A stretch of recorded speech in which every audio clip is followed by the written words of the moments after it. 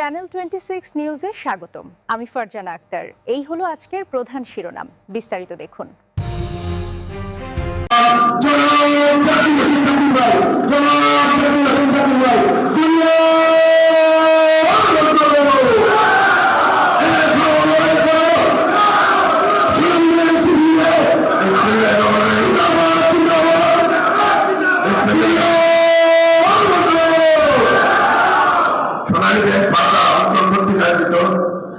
আজকের এই কর্মচারী সমাবেশে আমার ইচ্ছাপত্র সভাপতি উপস্থিত আমার ট্রেড ইউনিয়ন শিক্ষাগুলো যার হাত ধরে আসছে ওনার সাথে বসার স্থান পেয়েছি, জাতীয়তাবাদী শ্রমিক দলের প্রধান সমন্বয়ক বাংলাদেশ দর্শনের সহকারী আন্তর্জাতিক খ্যাতি সম্পন্ন শ্রমিক নেতা,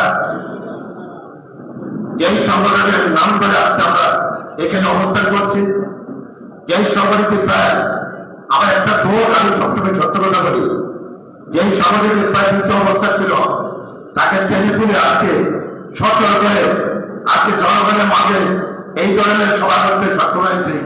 সেই জাতীয় শ্রমিক দলের প্রধান সমন্বয়ক প্রখ্যাত শ্রমিক নেতা পাবনার পাশে মাটিও মানুষের এবং ধানের শীর্ষের কান্ডারি অ্যাডভোকেট শামসুর রহমান চমন উপস্থিত পাবনা জেলা বিএনপি যোগ্য আহ্বায়ক, পাবনা জেলা বিএনপি সদস্য সচিব এবং আমার সহযোগিতা জাতীয়তাবাদী শ্রমিক দলের বিপ্লবী সাংগঠনিক সম্পাদক, পাবনা জেলা শ্রমিক দলের সাধারণ সম্পাদক সহ আমার সমর্থনী কেন্দ্রীয় পরিষদের নেতৃবৃন্দ, রাজশাহী জেলা থেকে প্রেসিডেন্ট সেক্রেটারি আগত সহ সোনালী পরিবারের এই পাবনা অঞ্চলের নির্যাতিত, নিপীড়িত, লাঞ্ছিত, অবহেলিত সর্বস্তরের কর্মকর্তা কর্মচারী ভাই বোনেরা, আমি বক্তব্যের প্রারম্ভে আমার নেতা যেহেতু তাদের শীর্ষে প্রতিদিন নির্বাচনের অংশগ্রহণ করছে, তারপর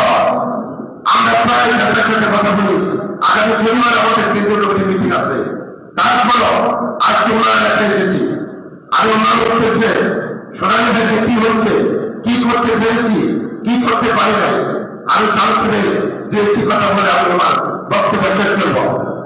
মাননীয় প্রধানমন্ত্রী, আপনি ইচ্ছা অবগত আছেন 5 তারিখের গণঅভ্যুত্থানের পরে 2023 সালের 5টি চিঠি পড়া, 2024 সালের 3টি চিঠি পড়া এই সংগঠনের নেতৃবৃন্দ আদায় করতে সক্ষম হয়েছে।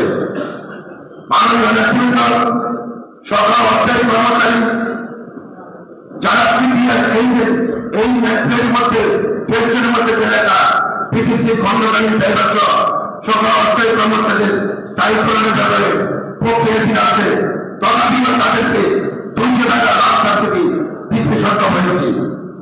এমনকি আমাদের যারা আমাদের ডিজেল স্যার আমার সামনে বসা এই জিনিসের উপস্থাপনা করতেছে, আমাদের প্রয়োজন ভাতা জীবন মাস এবং ডিসেম্বর মাসে 1000 টাকা ছিল, সেটাকে 2000 টাকা করেছি। আমরা যারা সরকারি চাকরি করি স্থায়ীভাবে আমাদের লাভ টাকা ছিল 200 টাকা, সেটাকে 400 টাকা আদায় করতে সক্ষম হয়েছি।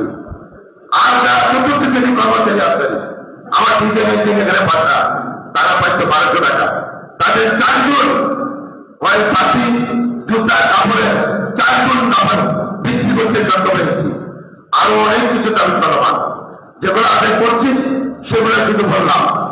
আর যে ফেসবুকটা দিয়েছেন মাননীয় প্রধানমন্ত্রী, জানি আপনি আমাকে প্রশ্ন করবেন, আমি আপনার নেতাকে বলছি, গত পরশুদিন আগের দিন এই ড্রাইভারেরা একটা মামলা করেছিল, সেটা তুলে নেওয়া হয়েছে। হয়তো মাস দিবেন কাটবে, ড্রাইভার 150 জন পারমানেন্ট হবে। হ্যাঁ, বিদেশি খণ্ডকালীন যারা আছেন, আমি মাননীয় প্রধানমন্ত্রী আপনার সাথে বলছি, এদের দেরি হবে। এরা ব্যাংকের বিরুদ্ধে 86 জন করে 2টা গ্রুপ তারা ব্যাংকের বিরুদ্ধে মামলা করেছে। এই মামলার আইনি জটিলতার কারণে তাদের স্থায়ীকরণ করা যাচ্ছে না। তারপরও ব্যাংকের চাকরি হিসাবে পেমেন্ট করে 200 টাকা লাভ সার্টিফিকেট দিতে আমি বাধ্য করছি। এটা আমার প্রধানমন্ত্রী উনি ভালো করে শুনছেন, তেমনি পরিষদ আলোচনা হয়, চেষ্টা করতেছি। অসংখ্য দাবি চলমান, প্রত্যেকদিন আছে অসংখ্য দাবি। সবচেয়ে বৃহত্তর দাবি আমার দ্বিতীয় বিচারে আছেন আমরা যারা কর্মকর্তা কর্মচারী, আমরা যারা জীবন নেই, ফলের একটা ফল, একটা উদাহরণ দিচ্ছি। আমি লোন নিচ্ছি 50 লাখ, আমার রেট অফ ইন্টারেস্ট কম, আমার 2% এটাকে ইন্টারেস্ট হয়ে গেছে 80 লক্ষ টাকা। আমি যখন চাকরি সমাপ্ত হবে তখন দেখা গেল কি আমার প্রফিটে ফান্ডে পুরো টাকা দেওয়ার ইন্টারেস্ট অ্যাকাউন্টে ওইখানে ক্লোজ করে থাকে, আরো ব্যাংক আমার কাছে পাওয়া থাকে। আল্লাহ কাছে দোয়া করেন আমার নেতা পার্লামেন্টে যাবেন, শ্রমিক আন্দোলনের দেখভাল, ওনার আশীর্বাদ নিয়ে আমি কথা বলার আজকে বলতে বাধ্য হচ্ছি। ইনশাল্লাহ এই বৈষম্যটা সোনালী ব্যাংকের ইতিহাসে যেটা হয়নি সেটা করার চেষ্টা করতেছি।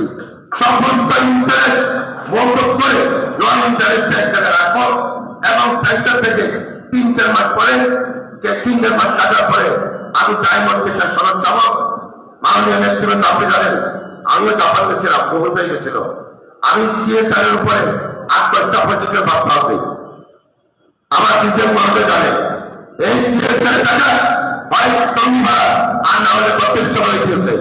এই সিএসআর টাকা সোনালী ব্যাংকের রংপুরে এক পুরানো ছিল, তার নাম ছিল আব্দুল রহমান ফাদাল।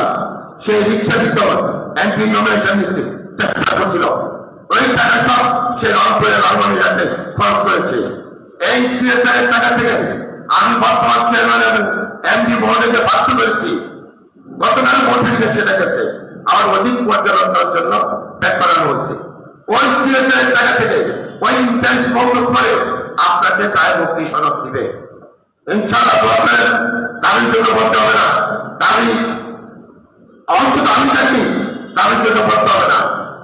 আমার নেতা প্রধানমন্ত্রী তুমি জানেন কেন্দ্রীয় নির্বাহী কমিটিতে আলোচনা হয়, আমার মতো দাবি মনে হয় ব্যাংকিং সেক্টর কেন শ্রমিক অঙ্গনে কেউ এরকম আদায় করতে পারেনি। তারপরেও 17 বছরের জন্য ভাই মামলা আমরা করেছিলাম। আমার নেতা সবকিছু জানে, 5 তারিখের পরেও একটা আমার নেতার কিছু ঘটনা নাই। আমি আমার নেতার আশীর্বাদ নিয়ে আমি জেল থেকে বেরিয়েছি, উনি সবকিছু অবগত। ইনশাআল্লাহ দোয়া করেন। আর যেহেতু পাতে এসেছি কর্মকর্তা কর্মচারীর উদ্দেশ্যে যা বলা তা বললাম। রাজনৈতিক পাশে একটা কথা বলি, বাইরে মানুষে বলে এখানে নাকি অ্যাডভোকেট শামসুর রহমান জীবন বিশ্বাসের সাথে জামাত ইসলাম নামক একটা দল নাকি নির্বাচনে অংশগ্রহণ করতেছে। ভাই তাদের 2টা স্লোগান আছে। আমি জানি আমরা সবাই মুসলমান, আমাদের রাষ্ট্রধর্ম ইসলাম। কেউ পেয়ারিতে করলে আমার কথা যদি কোনো পেয়ারি হয়ে থাকে ক্ষমা দৃষ্টি চাচ্ছি আমি, আমাকে ক্ষমা করে দিলেন।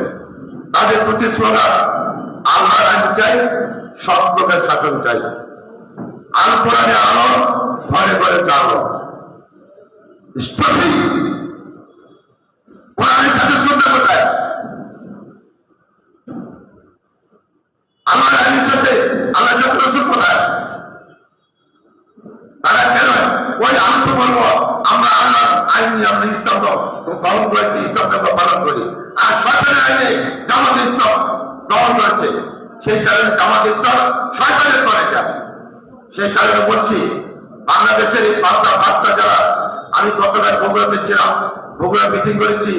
আমার নেতা জানেন আমি আগামীকাল চলে যাবো আমার ফেরি, আমার পরশুদিন আগ্রহ সেন্ট্রাল কমিটি মিটিং আছে।